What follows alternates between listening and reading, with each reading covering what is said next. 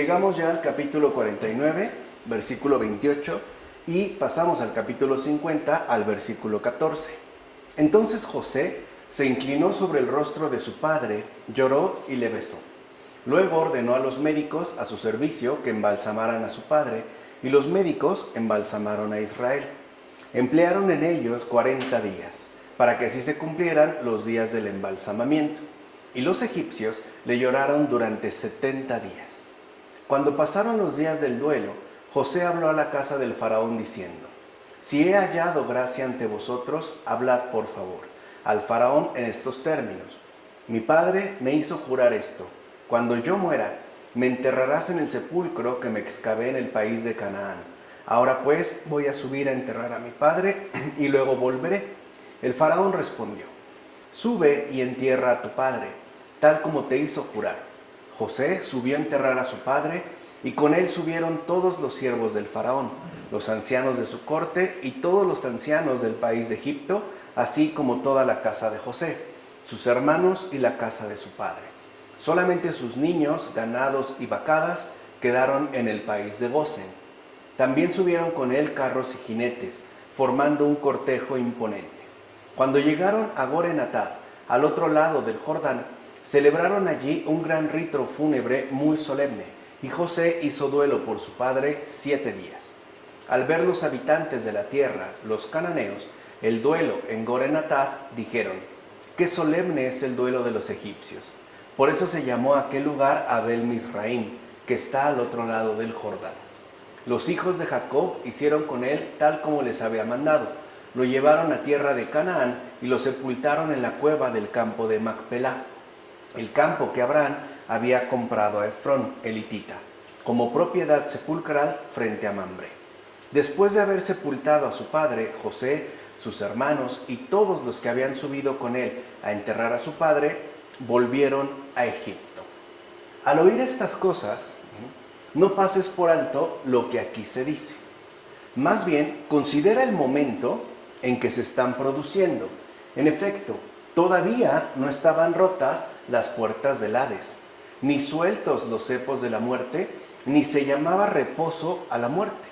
Por eso, es decir, porque todavía tenían miedo a la muerte, obraban así. O sea, de esa forma, vamos a decirlo así, tan solemne, tan grande, incluso tan llamativa.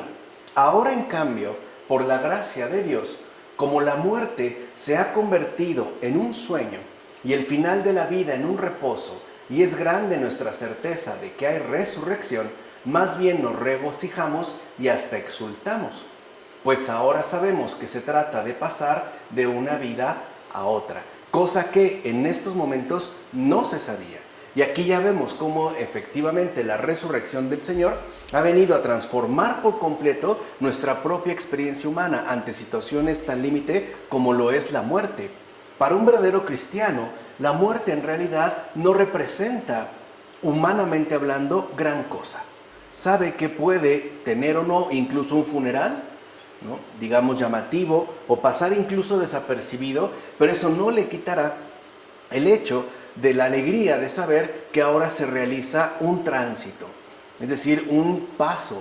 Recuerden que aunque ya se había visto con los patriarcas la resurrección, es lo que se ha venido exponiendo en el Génesis desde el principio, el misterio, ¿no?, de salvación, como lo hemos comentado, eso no significa que ya se hubiese realizado.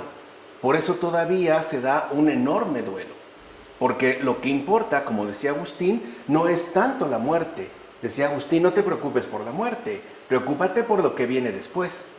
Ahí sí, o sea, no por los meros trámites que terrenalmente hablando se suelen hacer. No hay gente muy preocupada por ver en dónde va a quedar, o si la quieren enterrar, o incinerar, o en qué capilla, o en qué nicho. Eso en realidad es algo ya más bien secundario. Lo que debemos de tener muy presente es que la muerte, digamos, es este acceso que humanamente atravesamos para ingresar a esa otra vida. Y como dice este padre de la iglesia, ¿y por qué digo de una vida a otra? Más bien, habría que decir incluso que se trata de pasar de una vida peor a una vida mejor.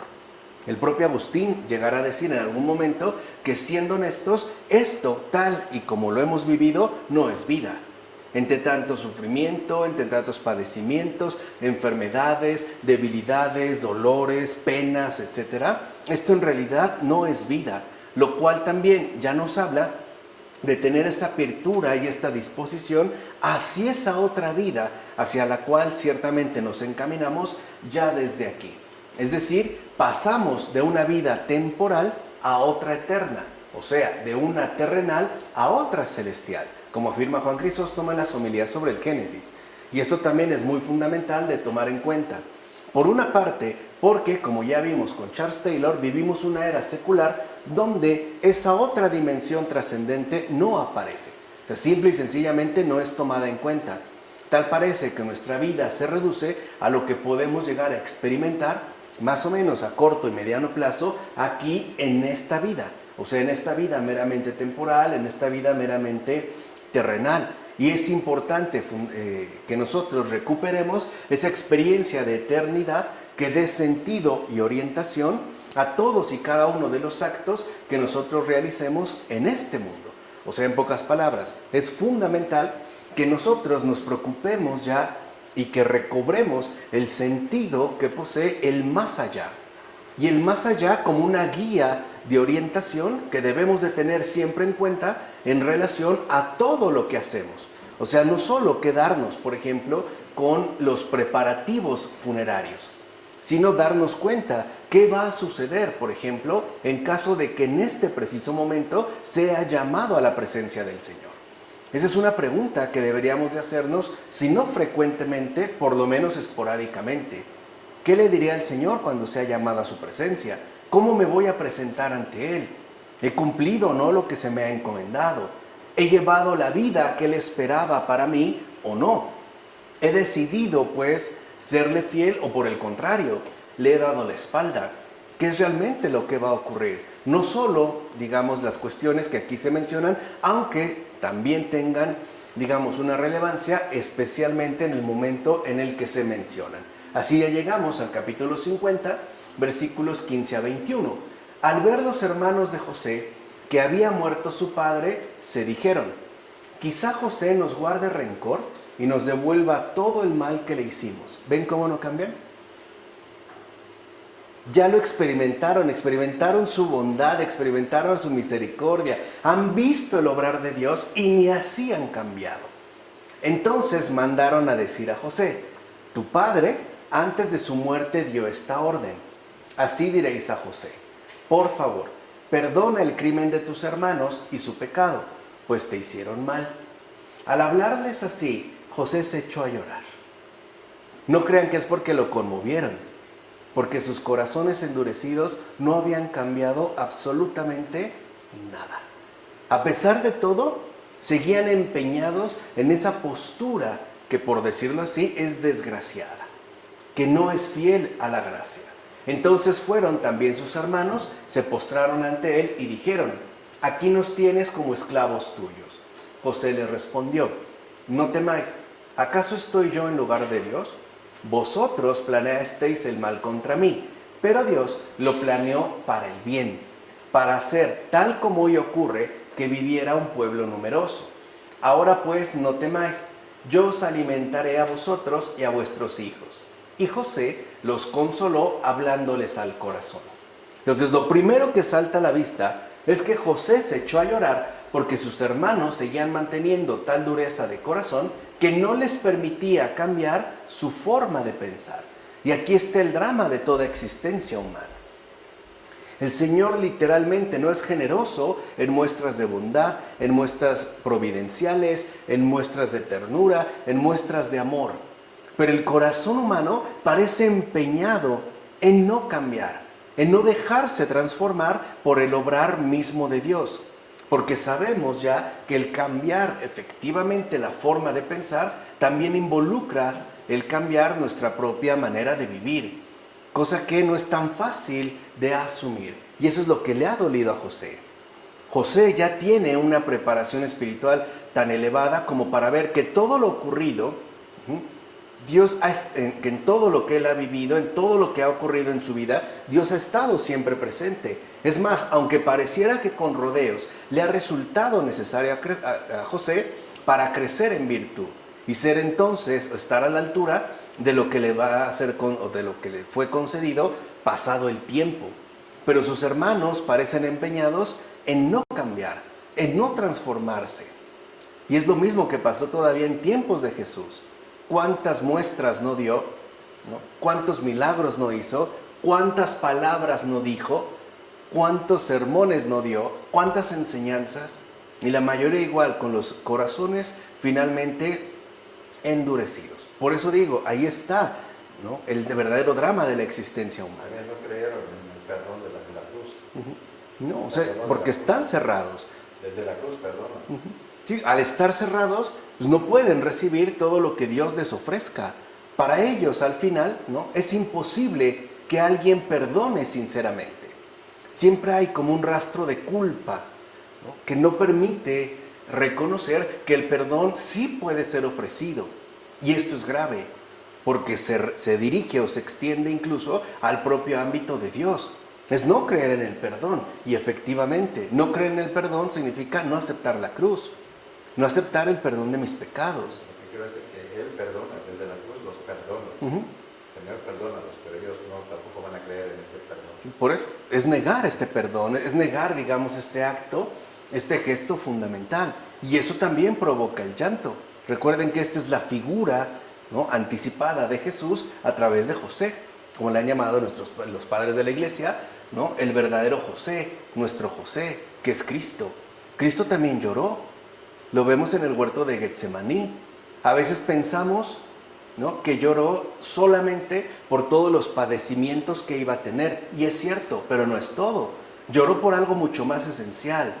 Tanto sufrimiento, tanto padecimiento, tanto derroche de amor, para que igual tantos corazones humanos rechacen el amor infinito del Padre. No quieran simple y sencillamente tener este perdón que nos ha sido ofrecido y esta vida nueva que se ha puesto a nuestro alcance. Hasta la fecha, muchos siguen empeñados, ¿no?, en su dureza de corazón, en rechazar el amor de Dios, en rechazar la obra redentora de Dios, rechazando al Hijo, rechazando al Padre, despreciando pues la gracia del Espíritu. Ahí se ve también parte de estos hijos de Israel, con ese endurecimiento de corazón. Por eso, observa qué grande es la virtud y cuánta debilidad encierra la maldad. Mira, el que tanto sufrió no sucumbe por ello ni al rencor ni al odio, como es José. Habíamos, ¿no?, ya visto cuando la pasó en la cárcel que no estuvo de vacaciones. Padeció, y padeció bastante, incluso el desprecio de sus hermanos. Y curiosamente, no guarda él ni rencor ni odio. Y eso es algo que hay que destacar. Las personas que verdaderamente han sufrido no sucumben ni al rencor ni al odio. Porque también el sufrimiento es una gran escuela de purificación. Incluso es una gran escuela de virtud. De tal manera que uno puede crecer en ella sin que sea lo obligatorio. Pero si se presenta, no hay por qué desaprovechar esta oportunidad. En cambio, los que hicieron mal imploran perdón porque piensan que los demás piensan como ellos, como afirma Juan Crisóstomo en las homilías sobre el Génesis. Y efectivamente así es. Las personas que obran mal piensan que todos obran de la misma manera. Por eso se adelantan a pedir perdón. O sea, no lo hacen por un arrepentimiento sincero. Lo hacen por temor a que el otro actúe ahora de igual manera, tal y como ellos lo hicieron. Lo hacen por miedo, lo hacen por astucia. No hay un verdadero arrepentimiento, no hay reconocimiento de la culpa. Hay una especie, ¿no?, como de adelanto para protegerse de padecer un mal igual, o sea, el mal que ellos mismos han hecho. ¿Y a qué da pie esto? Esa es la debilidad de la que habla el gran San Juan Crisóstomo. Por ejemplo, a la hipocresía. ¿Cuántas veces nosotros decimos que lamentamos haber hecho algo? O sea, aparentemente nos arrepentimos, pero en realidad somos hipócritas en lo que estamos nosotros mencionando. Lo hacemos a veces por no perder privilegios, por no atravesar ciertas penurias, por no vernos desamparados y sobre todo por miedo a que en el convencimiento que tenemos que todos son iguales, es decir, igual a mí, igual que yo, pues tenga que padecer lo que éste padeció. Y esto también obstaculiza e interrumpe de manera profunda el arrepentimiento que es necesario para acceder al amor de Dios. Es tanto como pensar que si yo soy malo, pues entonces también Dios es malo. Todos los demás son iguales. Ahí está la distorsión de la maldad, que piensa en efecto que hay una especie de uniformidad presente en todos y cada uno de nosotros. Ahora bien, José les enseña a sus hermanos que las fatales acciones deben ser respondidas con buenas obras. O sea, no podemos seguir exactamente en la misma línea que se ha puesto al descubierto, por ejemplo, a través de las malas acciones. En pocas palabras, lo que ya José está enseñando desde entonces es que no podemos ser iguales a los demás. No podemos asumir la misma línea adoptada por los que llevan a cabo malas acciones. Al contrario, tenemos que mantenernos firmes en las buenas obras. A eso se le llama vencer el mal con el bien. Eso también es muy cristiano. No podemos actuar exactamente de la misma manera, aun cuando ante el mundo aparezcamos como tontos o como idiotas. Pero lo que aquí se pone al descubierto es, digamos, el desarme o la desarticulación de la maldad en este mundo. La maldad siempre busca complicidad, ¿no? Busca reclutar al mayor número posible de personas. O sea, el mundo es el gran promotor de la uniformidad, o sea, todos iguales. Que si yo sé que dadas las circunstancias, las personas aprovechan, por ejemplo, y mienten, entonces que yo también haga exactamente lo mismo. Que si una persona tiene la oportunidad de obtener beneficios a costa de injusticias, que lo haga, y que el que llegue y se encuentre en las mismas circunstancias haga entonces exactamente lo mismo. Que es aquí lo que nos está enseñando ya José, la ruptura. No podemos entramparnos dentro de esta dinámica que es precisamente la dinámica del mundo. No podemos seguir, digamos, respondiendo o enrolándonos dentro de los planes que el mundo tiene, cuyas consecuencias son fatales. Esto lo dijo Jesús de manera muy muy clara cuando menciona, por ejemplo, que al que te golpee la mejilla izquierda, le pongas también la derecha. No está hablando en un sentido literal, está hablando en un sentido espiritual. No tienes que responder de la misma manera. Ese es el gran engaño del mundo. Por ejemplo, ¿no es extraño que si alguien nos fue infiel, después nosotros queramos hacer exactamente lo mismo? Y eso que hemos sufrido lo que se siente, ¿no? Por ejemplo, hoy estamos convencidos de que todo el mundo miente, ¿no? Hay personas que están absolutamente convencidas de que todo el mundo miente, pero cuando les mienten lloran. ¿Por qué? O sea, si están convencidos que todo el mundo miente, pues ¿qué más da? Les tenía que llegar, ¿no? El turno, tarde o temprano. ¿Qué tendría ahí que, digamos, ser como una excepción? No, el consuelo humano, la restitución de lo más humano de la humanidad está dada en el cristianismo. Es justo el pilar del cristianismo, es Cristo mismo, es la vivencia de Cristo en este mundo. Romper con ese reclutamiento y mostrar una vía distinta de total renovación. Hoy por eso también, por ejemplo, no podemos seguir este énfasis de uniformidad a nivel mundial. Tenemos más bien que destacar la diferencia. Yo me atrevo a decir, lo que tenemos que hacer hoy en día como cristianos es diferencia, hacer diferencia. Que si uno me engaña, yo no engañe. Que si uno me defrauda, yo no defraude. Que si uno abusa de mí, yo no abuse de nadie. Que si uno no me amó, yo ame. Que si uno me abandonó, yo no abandone. Etcétera, etcétera, etcétera. Allí es donde estaría esta veta abierta que ya está expresada desde el propio libro del Génesis y que además se muestra como la vía fiel a los caminos establecidos por Dios mismo. Ahí es donde está nuestro desafío contemporáneo. ¿Qué tanto estamos dispuestos a marcar diferencia? A mostrar esa otra vía de escape, en este caso de salvación, que tiene frutos verdaderamente de gran eternidad, de gran peso. Hoy qué fácil es sucumbir, ¿no?, a las circunstancias establecidas y a los estereotipos dados en nuestro imaginario social. Por ejemplo, frases como todo político es corrupto o todo político roba. Entonces, si yo soy político, ¿estoy obligado a hacer lo mismo? No, todos los hombres son infieles. Entonces, por ser hombre también, o sea, no tendríamos que hacer una ruptura y marcar una diferencia radical y definitiva. Ahí es donde se tiene que mostrar nuestra fidelidad al Señor. O sea, siguiendo los pasos de José y del verdadero José. Bueno, eso es justamente lo que más consuela el corazón humano. Con eso demuestra José que él goza del favor divino. ¿Cómo se muestra que gozamos del favor divino? Por las diferencias que marcamos en la uniformidad de este mundo. Vuelvo a insistir en la palabra del Señor Jesús. Si alguien te pide el manto, dale también la túnica. ¿No eso es un cambio absoluto y radical con respecto a lo estipulado? ¿Cuántas veces si nos golpean en la mejilla izquierda, le arañamos toda la cara? Si alguien me pide el manto, le quito hasta los zapatos. ¿Cómo se atrevió a meterse conmigo?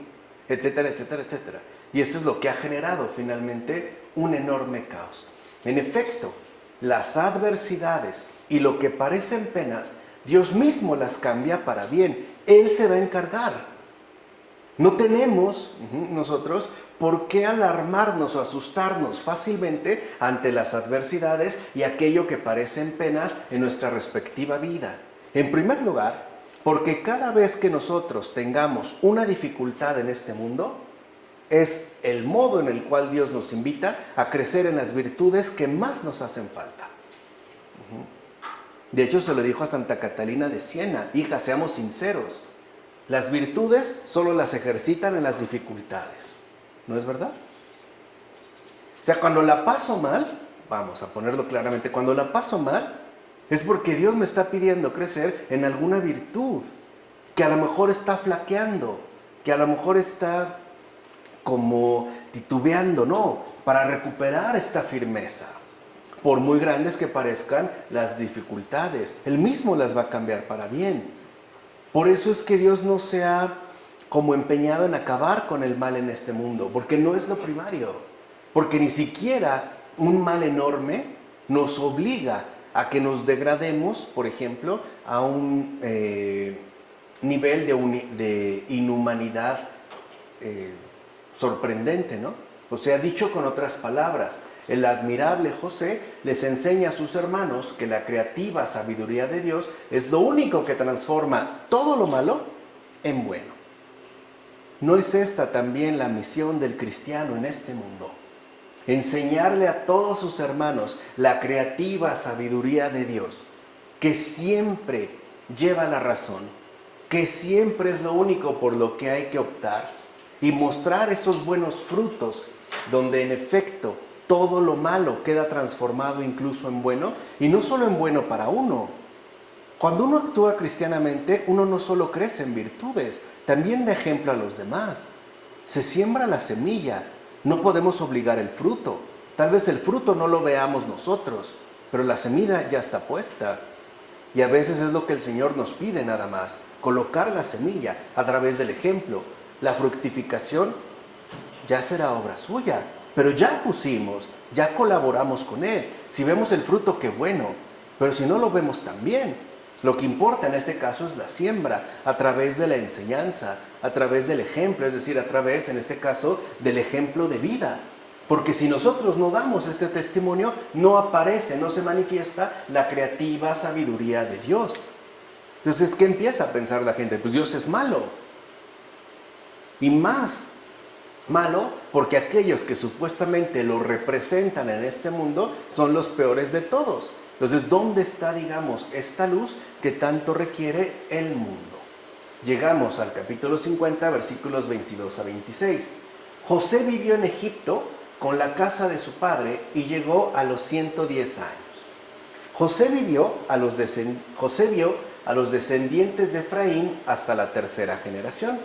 También los hijos de Maquir, hijo de Manasés, nacieron sobre las rodillas de José.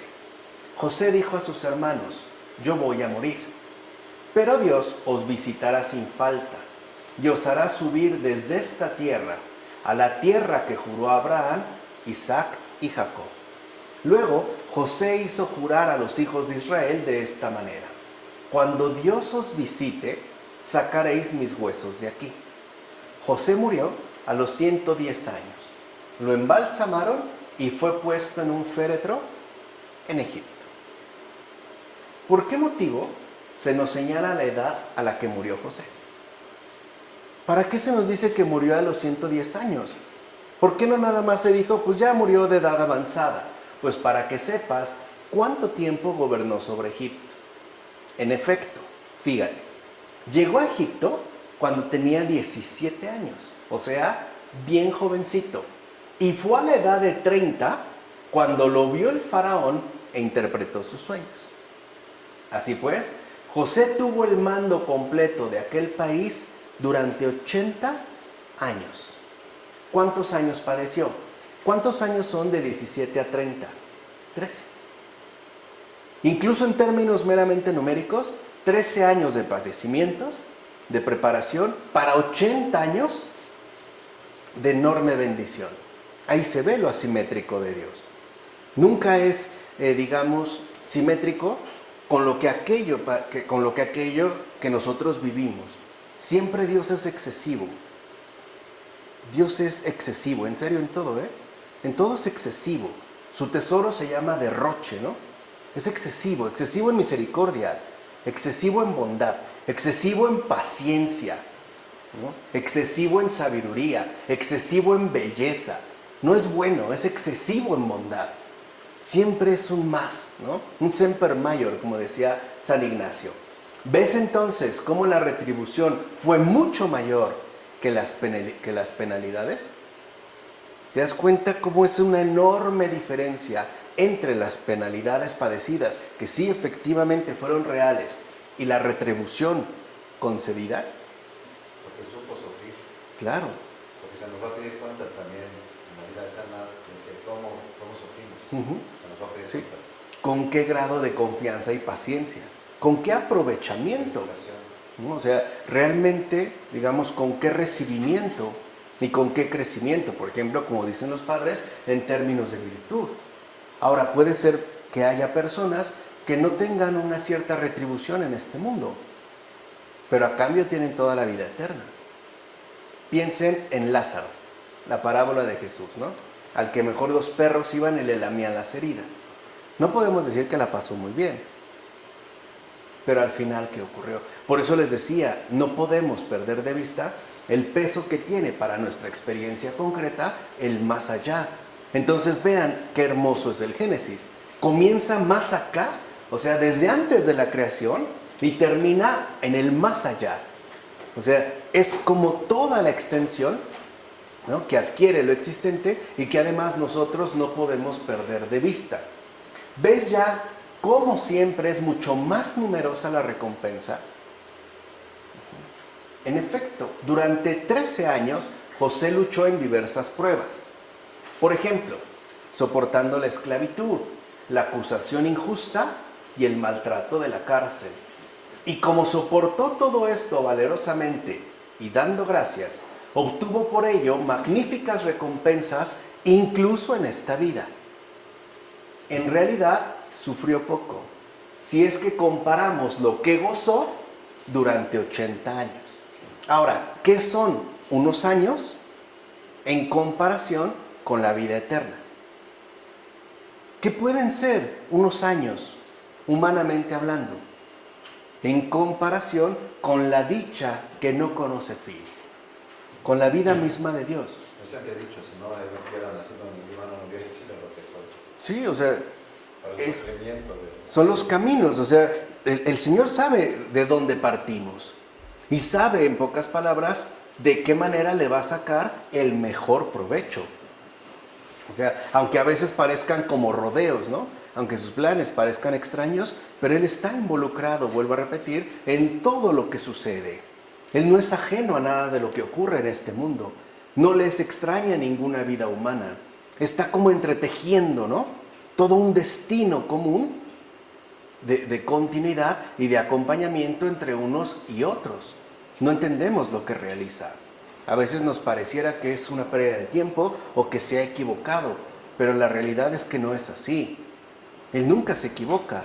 Chesterton decía, Lo que ocurre es que el buen Dios nos está haciendo un hermoso bordado. Y el problema es que ahorita lo vemos por abajo. Y un bordado por abajo es espantoso. Tiene hilos largos, hilos cortos, horrible, ni se entiende qué es. Dice, pero van a ver qué sorpresa nos llevaremos cuando nos voltee el bordado, lo veamos de frente y nos diga, miren lo que yo les he preparado. Y no solo eso, sino que asegura que incluso después de muerto, fíjense, cuando Dios se haga presente, ya está hablando José del día final, sus huesos serán transportados a otro lugar. Es decir, a la dicha eterna que trae consigo la resurrección. ¿Se dan cuenta la amplitud del Génesis? Comienza desde antes de la creación, desde Dios mismo en el principio, y acaba hablando ya del día final. El día pues de la resurrección final. Y ya se nos dio como un resumen, ¿no? Como en germen, todo aquello que es necesario tener en cuenta para llegar al buen término, como afirma Juan Crisóstomo. Y ya con esto terminamos, dando gracias a Dios, el libro del Génesis. Vemos pues cómo el Génesis nos narra la entera trayectoria de salvación. Es decir, aquella que va de la creación a la resurrección. Esto ya está contenido en el Génesis. Y eso es justo lo que espero que nosotros podamos, ¿no? Logrado captar por medio de los valiosísimos comentarios que nos ofrecen los padres de la Iglesia y que nos tomemos muy en serio la obra divina de creación que Dios ha realizado y que nos quede claro que a su vez esta obra de creación es inseparable de la resurrección. O sea, si queremos llegar a la resurrección, tomémonos muy en serio la creación y al revés, para poder comprender, captar e incluso llegar a la resurrección, tenemos primero que tomarnos muy en serio la creación. O sea, todo lo que nosotros vivimos y experimentamos aquí en esta tierra tendrá una repercusión de eternidad. Todo. Nada es en vano. Nada. Ni siquiera las palabras. ¿No? Hasta el Señor nos dijo que se nos pediría cuentas, ¿no? De cada palabra dicha. Porque cada palabra cuenta, cada gesto, cada omisión, cada cosa que hacemos, cada cosa que no hacemos. Y sobre todo contribuirá para una salvación final donde esperemos, para que Dios esté muy contento, todos finalmente seamos un solo rebaño con un solo pastor. ¿De acuerdo? Vamos a dejarla hasta aquí. En nombre del Padre, del Hijo, del Espíritu Santo.